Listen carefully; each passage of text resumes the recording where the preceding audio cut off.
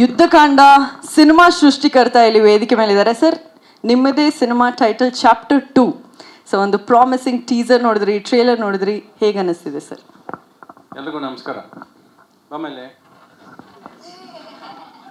Happy married life ನಿಮಗೆ. Thank you, so sweet sir. Thank you sir, thank you so much, thank you. ಇವಳ ಲೈಫಲ್ಲಿ ಒಂದು ಯುದ್ಧ ಕಾಂಡ ಇದೆ, ಕರೆಕ್ಟಾ? ಅಷ್ಟು ಸುಲಭವಾಗಿ ನಿನ್ನ ಜೀವನ ಇಲ್ಲಿವರೆಗೂ ಬಂದಿಲ್ಲ.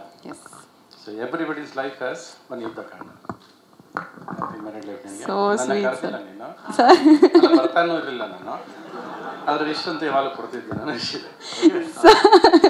Thank you so much sir, thank you. ರಾಜ್ಞಾ, ಎಷ್ಟು ಚೆನ್ನಾಗಿ ಭಾಷಣ ಬಯಾಟ್ ಮಾಡಿದ್ಯಾ ನೀನು, ಅಂದರೆ ನೀನು ಅಷ್ಟೇ ಚೆನ್ನಾಗಿ ಆ್ಯಕ್ಟ್ ಮಾಡಿರ್ತೀಯ ಅಂತ ಗೊತ್ತು ನನಗೆ. ನನ್ನ ಪಿಕ್ಚರ್ ನೋಡಿದ್ಯಾ ಹೋಗಲಿ ನೀನು? ಯುದ್ಧಕಾಂಡ ನೋಡಿದ್ಯಾ? ನಿಮ್ಮ ಅಪ್ಪ ಅಮ್ಮ ನೋಡೋಕ್ಕೆ ತೋರ್ಸಕ್ಕೆ ಬರ್ತಿರ್ತಾರೆ ಬಿಡು. ಪವನ್ ಬನ್ನಿ ಸ್ಟೇಜ್ ಮೇಲೆ.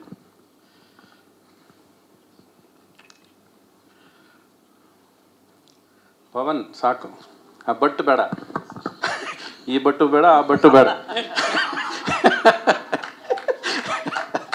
ಅಲ್ವಾ?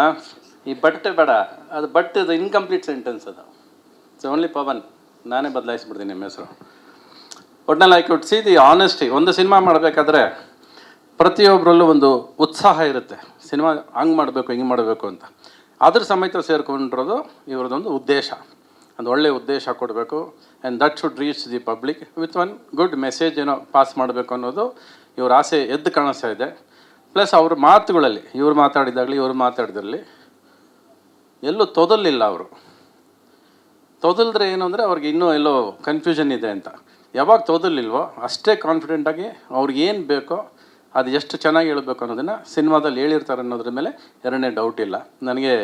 ಸಿನಿಮಾ ಕಾಣಿಸ್ತಾ ಇದೆ, ಒಂದು ಎಮೋಷ್ನಲ್ ಸಿನಿಮಾ ಕಣ್ಮುಂದೆ ಕಾಣಿಸ್ತಾ ಇದೆ ನನಗೆ. I can see the weightage of the product.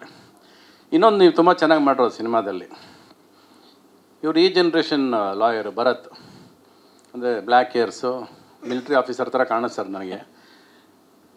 ಇವ್ರ ಜೊತೆ ಪ್ರಕಾಶ್ ಬಲ್ವಾಡಿ ಅವರು ಗ್ರೇ ಏರ್ ಕೊಟ್ಟಿರೋದು, ಅಂದರೆ ಆ ಜನ್ರೇಷನ್ ಅಂತ ಕಾಣಿಸುತ್ತೆ. ಅದ್ರ ಮಧ್ಯೆ ಅಚ್ಚುಕಟ್ಟಾಗಿ ಕೂರಿಸಿರೋ ಈ ಜಡ್ಜ್ನ, ಅವ್ರು ನಿಜವಾಗ್ಲೂ ಜಡ್ಜಿ ಅವರು. ಅಂದರೆ ಅಷ್ಟು ಮೆಚ್ಯೂರಿಟಿ ಇದೆ, ಸೀನಿಯಾರಿಟಿ ಇದೆ. ಈ prefers to be a judge. ಅವ್ರ ಮಾತಿನಲ್ಲಿ ಅಷ್ಟೇ ತೂಕ ಇರುತ್ತೆ.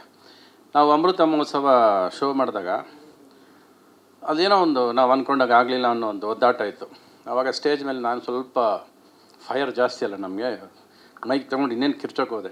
ಇವ್ರು ಕರೆದ್ರು, ಬಿಟ್ಕೊಡು, ಇದು ದಾಖಲೆ ಆಗೋಗುತ್ತೆ, ಅಮೃತ ಮಹೋತ್ಸವ ಎಷ್ಟು ವರ್ಷ ನೋಡಿದ್ರು ನಿನ್ನ ಕೋಪನೇ ಜಾಸ್ತಿ ಕಾಣಿಸ್ಬಿಟ್ಟು ಬಿಟ್ಬಿಡೋದು, ಏನಾರಾಗಲಿ ನಾವು ಬರೋಣ ಅಂತ. ಆ ಮಾತನ್ನ ಇವತ್ತಿಗೂ ಮರೆಯಲ್ಲ. ಅಂದರೆ ಈ ರಿಮೆಂಬರ್ಸ್ ದಿ ಎಂಡ್. ಒಂದಷ್ಟು ವರ್ಷ ಆದಮೇಲೆ ನೋಡಿದಾಗ ಅದು ಚೆನ್ನಾಗಿ ಕಾಣಿಸಲ್ವೇನೋ, ಯಾಕೆ ಬೇಕು ಬಿಟ್ಟಾಕ್ಬಿಡು, let the pain be with us ಅಂತ. ಸೊ ಒಂದು ಸ್ಟೋರಿ ಏನಂದರೆ ಯಾವತ್ತು ಪೇಯ್ನ ಮುಳುಗ್ಬಿಡ್ಬೇಕು ನಾವು, just show the part of life ಅಂತ. ಒಂದು ನಿಮ್ಮನ್ನೆಲ್ಲ ನೋಡಿದ್ರೆ ತುಂಬ ಸೀರಿಯಸ್ ಆಗಿದ್ರಿ, ನನಗೂ ತಮಾಷೆ ಮಾಡೋಕ್ಕಾಗ್ತಿಲ್ಲ ಇವತ್ತು. ಇವ್ರು ದಾರಿ ಓದಕ್ಕೆ ಇಂಟರ್ವ್ಯೂ ನೋಡ್ಕೊಂಬಂದ್ಬಿಟ್ಟು ತಮಾಷೆ ಎಲ್ಲಿ ಮಾಡಲಿ ನಾನು, ಅಲ್ವಾ? ಸಾಲ ಮಾಡಿದ್ದೀನಿ ನಾನು, ಸಾಲ ಮಾಡಿದ್ದೀನಿ ಅಂದ ತಕ್ಷಣ ನನ್ನ ಸಾಲ ಎಲ್ಲ ನೆನಪಾಗ್ಬಿಟ್ಟು ನಾನು ಹೀಗೆಲ್ಲ ಲೆಕ್ಕ ಹಾಕೊಂಡು ಕೂತಿದ್ದೆ ನಾನು. ಸಾಲ ಮಾಡೋಕ್ಕೆ ತಾಕತ್ತು ಬೇಕು ಅಂತ, ಅಯ್ಯೋ ನನಗೆ ಸಾಲ ತೀರ್ಸೋಕ್ಕೆ ತಾಕತ್ತು ಬೇಕು. ಇಷ್ಟೊಂದು ಸೀರಿಯಸ್ಸಾಗಿ ಒಂದು ಸಿನಿಮಾ ಮಾಡಬೇಕಾ, ಇಷ್ಟೊಂದು ಬೇಕಾ ಅನ್ನೋದು. ಪ್ರತಿ ದಿವಸ ನಾವು ಸಿನಿಮಾ ಮಾಡ್ತಾನೆ ಇದ್ದೀವಿ, ಸಾಲದಲ್ಲೇ ಬದುಕಿದ್ದೀವಿ, ಸಾಲದಲ್ಲೇ ಹೋರಾಡ್ತಿದ್ದೀವಿ. ಬಟ್ ಇವ್ನು ಯಾಕೆ ಬೇಕು, ಇಷ್ಟೊಂದು ಯಾಕೆ ಬೇಕು? ಓಕೆ, ಅದು ಅವ್ರ ಕಾನ್ಫಿಡೆನ್ಸು. ಸಾಲ ಮಾಡೋದಲ್ಲ ತಾಕತ್ತು, ಸಾಲ ತೀರ್ಸೋ ತಾಕತ್ತು ಕೊಡಬೇಕು ಇವಾಗ ನಿನಗೆ. ಸೊ ಆ ಸಾಲ ತೀರಿಸು, ಮತ್ತು ಸಾಲ ಮಾಡ್ತೀನಿ ಅಂತ ಹೇಳು ಬೇಡ. ಎಲ್ಲೋ ಅಷ್ಟು ದುಡ್ಡು ಸಂಪಾದನೆ ಮಾಡ್ಕೊ, ಅಷ್ಟು ದುಡ್ಡು ಸಂಪಾದನೆ. Why struggle your life.